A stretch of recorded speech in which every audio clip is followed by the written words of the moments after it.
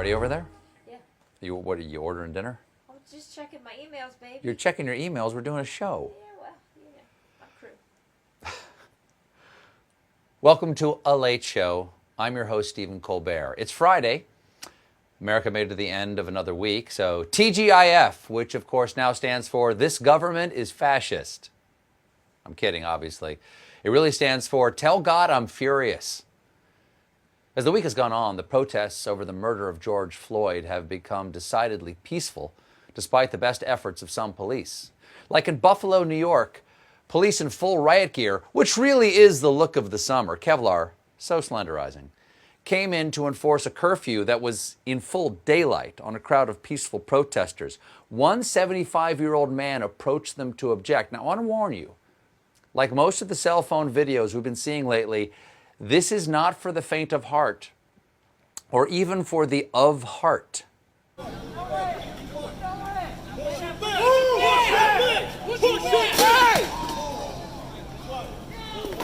is freaking! That is horrible and shocking, and we didn't even show you all of it. How could anyone possibly consider that guy a threat? You don't understand. He was coming at me all hopped up on Metamucil and Werther's Originals. He had a catheter. He could have lubricated me.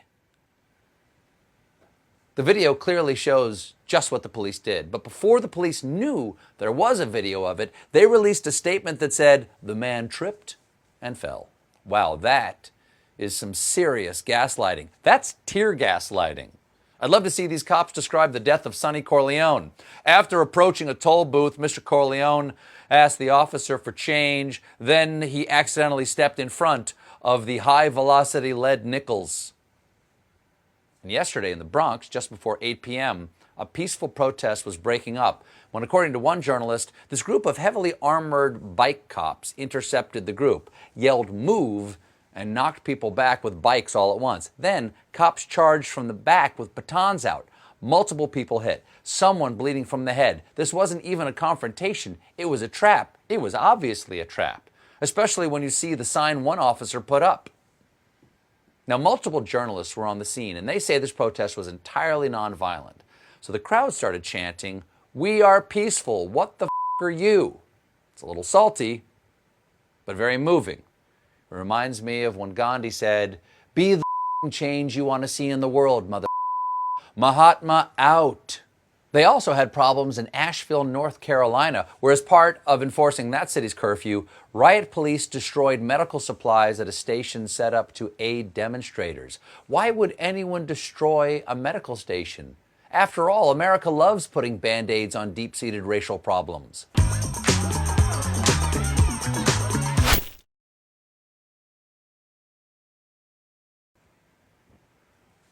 One weird detail is the police were stomping on water bottles and stabbing the bottles with a knife.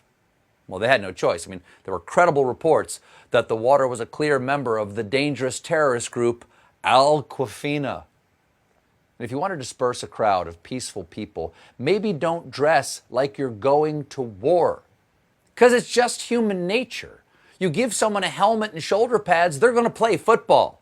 And admittedly, this isn't football, but I will point out that black people aren't allowed to kneel in this one either. Now today, President Trump held a press conference to announce an improved jobs report, but took the time to talk about his plan to crack down for racial justice. Call in the National Guard, call me. We'll have so many people, more people than you have to dominate the streets. You can't let what's happening happen. It's called dominate the streets. Call me now and I will dominate your streets. Stormtroopers are standing by with the hottest pepper spray, ready to destroy your medical tent. Just call 1-555-DOMINATE.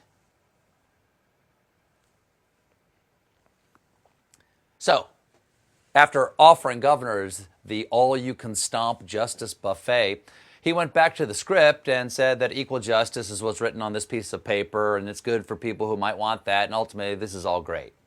And if you don't believe him, ask a guy he definitely should not speak for. Hopefully George is looking down right now and saying there's a great thing that's happening for our country. There's a great day for him. It's a great day for everybody. This is a great day for everybody. Everybody except George, obviously. He's having a pretty crappy day because a racist autocrat is hijacking his memory at a photo op. That's gotta sting. Now, with federal forces deployed to dominate the protests, our nation's capital appears to be under invasion by the United States, giving us images I never thought I'd see, like armored transports wheeling down the street past the Museum of African American History and Culture. Come on, guys. Maybe take a little pit stop on your right. Learn some history. The photos of you driving by it are going to be in there one day. Now, some of the officers who showed up in D.C. to put down the protests are a complete mystery because their uniforms have no insignia, identifying emblems, or name badges. You can't do that. Clear identification is how we hold law enforcement accountable, just like the waiters at Chili's. I'm not eating a triple dipper from just anybody in a red polo shirt. I need to know his name is Chad. There have to be standards.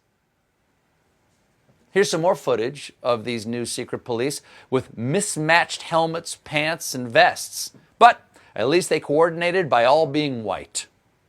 Now, the mastermind behind Take Your Unmarked Militia to the Capitol Day is Attorney General Bill Barr, seen here distracted by the sound of a passing ice cream truck. It was Barr who decided to supplement the local police with agents from the FBI, the ATF, the Department of Homeland Security, and maybe most frightening, riot units from the Bureau of Prisons. Nothing says you live in a free society like being policed by prison guards outside of a prison. You think tear gas is bad? Wait for a sock full of batteries. Now, if that's not dystopian dystupid enough, folks in D.C. have also spotted white marked patrol vehicles labeled only as United States Police. So, bad news is we now have a secret police. The good news is they're really bad at keeping it secret. United States Police turns out to actually be the vague public name given to what is formerly known as the CIA's Security Protective Services. They're a unique organization because they carry weapons but don't have any clear law enforcement authority. Or as one agent chillingly put it, we can't arrest you, but we can kill you. Not as catchy as Protect and Serve, but at least it's more honest. Either way, that's the last time you shoplifted, Claire's. Now, these guys have all been called in by Bill Barr as part of his strategy to flood the zone by putting the maximum amount of law enforcement out on the street. Flood the zone, I believe that's the same thing Donald Trump asked for in that Moscow hotel room.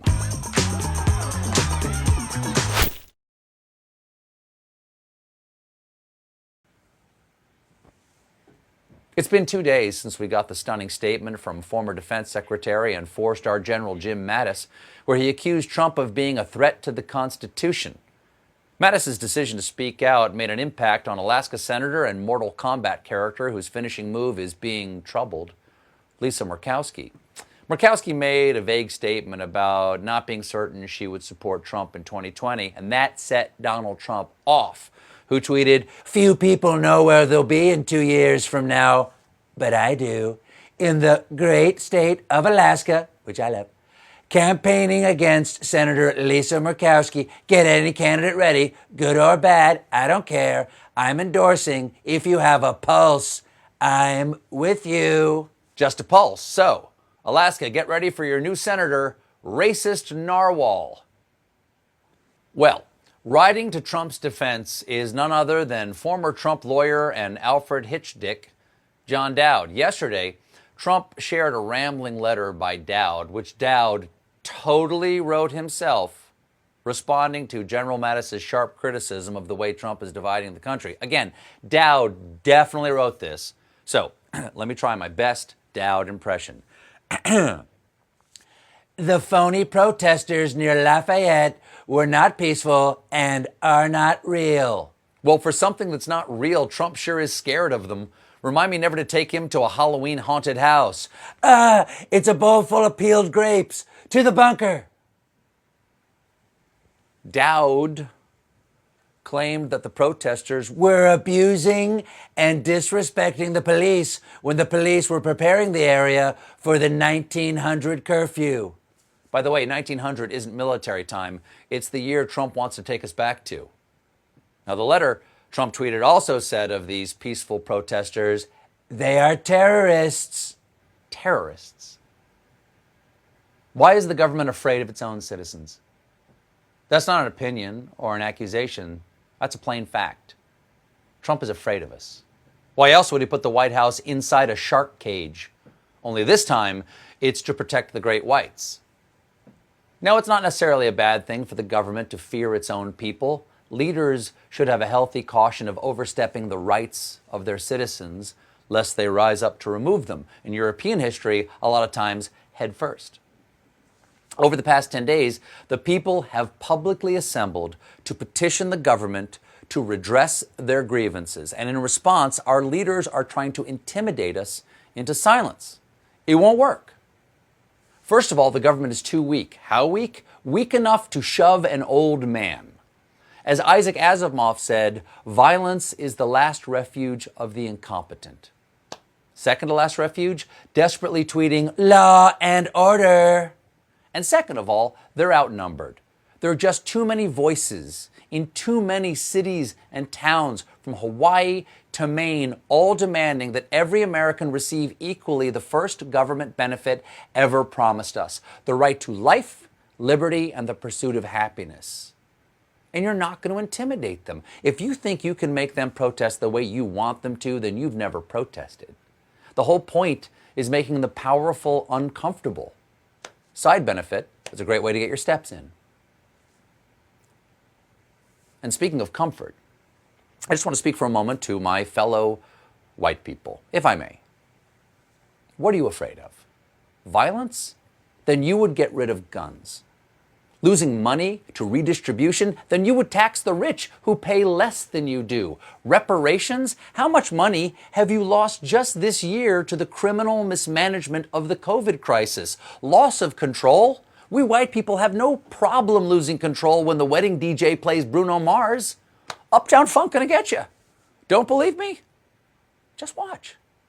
This movement, this moment won't end without demonstrable, quantifiable change. New laws, new consequences for those who abuse their power. Maybe that's why our government is afraid. They know that representative government is powerless without the consent of the people. Once it loses that consent, it's no longer representative. It is, to borrow the words of a sad little man pretending to be his own lawyer, not real. And white Americans will soon be a minority, and that's great. Our only spice is potato. Learn from history. The minority has never been able to control the majority without first denying the majority's humanity, and thereby losing their own. We've got a good show for you tonight.